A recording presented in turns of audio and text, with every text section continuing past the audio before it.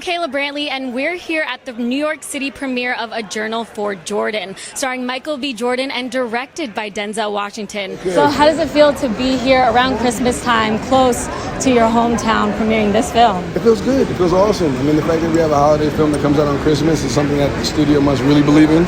And I think we have something special. And it feels great to be back in, tri-state area. I'm down in Atlanta right now filming, so kind of take a break and pop up here and promote this movie means a lot. And you know, critics have called you a young Denzel Washington. Finally getting to work with him, what was that experience like? And did he give you any advice for you directing your own film? Definitely. I think it was a blessing that I got an opportunity to work with him right before I went to go direct mine. Tons of gems, prep. He's really big on rehearsal. He comes from theater, so prep is really important to him. So for me, I took my prep process very seriously on Creed 3. Extremely talented. He works on character development. So as an actor, I got a chance to see the GOAT's process and how he breaks down character. Yeah. So now I got a few new things in my playbook that I can I can use when I need to in the future. And if you could speak to a young Michael B. Jordan, and if he could see you here tonight, leading man of a film directed by Denzel Washington, what would you say to him? Sky's the limit. Keep working hard and stay focused. I mean, that's just me.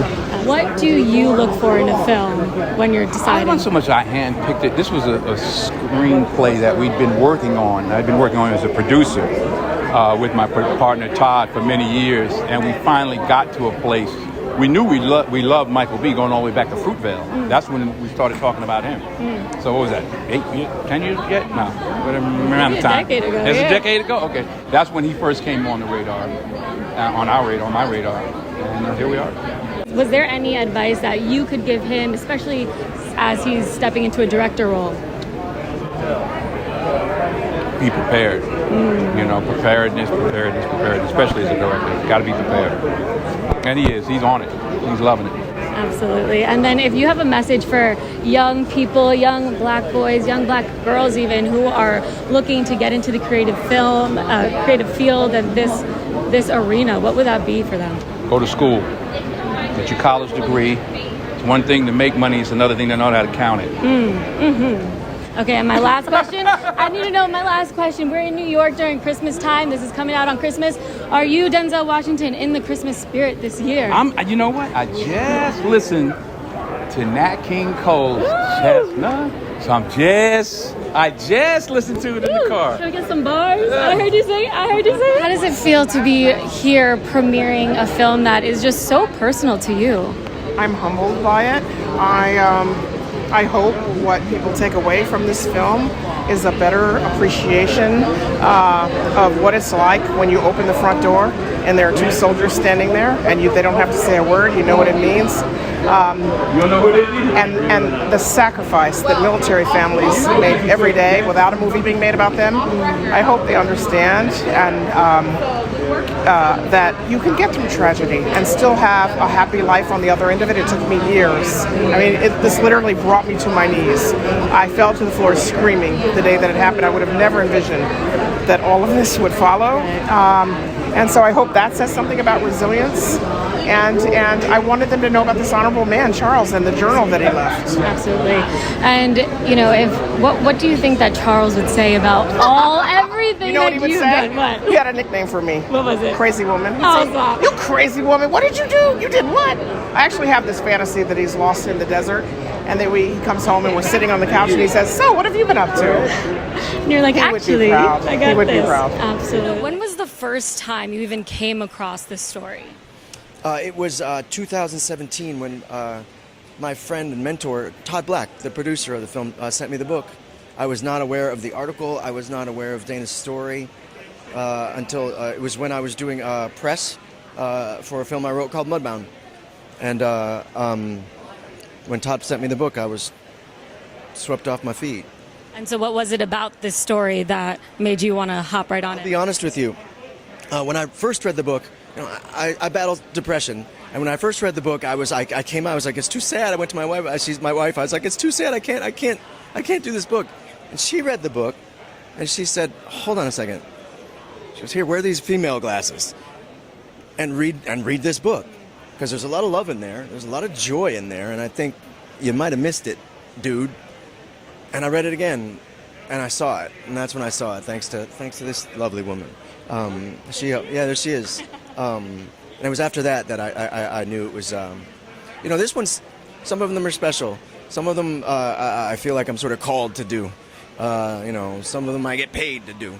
But this one, I feel like I got chosen, and I'm incredibly humbled and ridiculously honored to be even like a small part of it. And what challenges come with writing a screenplay for a story that is based off a true story versus, something you just made up yourself? Yeah. I think respect. I think reverence. I think authenticity. I think that there's a certain brand of flexibility that you can bring to the adaptation of a memoir that you have more difficulty doing with a piece of fiction. If that makes any sense. I just sounded like a writer geek. Geek out on Yeah, us. It's I'm all good. fully nerding out. But yeah, I think there's a sort of vigilance to what the real is and who they are. I spent a ton of time with Dana. I spent a ton of time with Jordan, and Denzel and I, were thick as thieves. Yeah. And so your family is here. Somewhere here. There they are. It's okay. It's the Christmas season. Are you guys in the Christmas spirit? In New York, exactly. I'm so excited. I'm so excited, first of all, that I'm even here because I just got back in town from Boston where I was working on another project. And so there's no promise that you can make your premiere, So I'm so happy to be here. And I'm so excited to see the film. I haven't seen it yet. I know a lot of you have seen it. And I'm just thrilled. And I can't wait because it was a joy to work on. The cast is amazing. Shantae and Michael are just... The chemistry is ridiculous, and it was great, being a part of the family. And how different is it for you to play a role that's based off a real person versus a fictional character?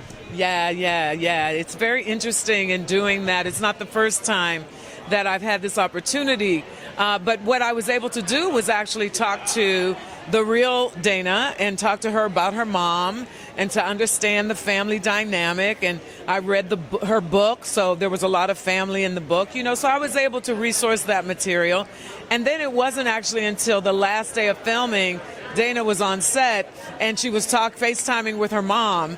And so, she was like, meet yourself, so we got to say hello, and it was really wonderful. And from what Dana told me, her mom was very happy that I was playing her. So you got the seal of approval. I got the stamp of approval. Our Christmases have been disrupted. We haven't been able to be with our loved ones. So to have this movie come out about love at a time of love and faith is going to bring us, and that we walk in and have this communal experience together. It's the most beautiful thing we can imagine. So I think it's a beautiful gift. One of the most beautiful gifts we could receive. And what was it like on set working with obviously such a well-known actor, Denzel, who is now stepping in the director's shoes? What was it like working under his direction? He's a master. Every day he's spent on set, every day he's spent taking stories apart for himself as an actor, but working with incredible directors along the line, and then finding the story that he wanted to bring alive. And it's a perfect story, and Dana wrote the story of her heart. He was a perfect guy. And this obviously is based on a real story. How different is it for you playing a character that is based on a real person versus a fictional character? Does that add any pressure? There's no pressure. There's no pressure when you're working with someone like that. He eliminated that the first moment we got on set. He cast us because he believed in us, and he cast the people that he wanted, and he fought for us.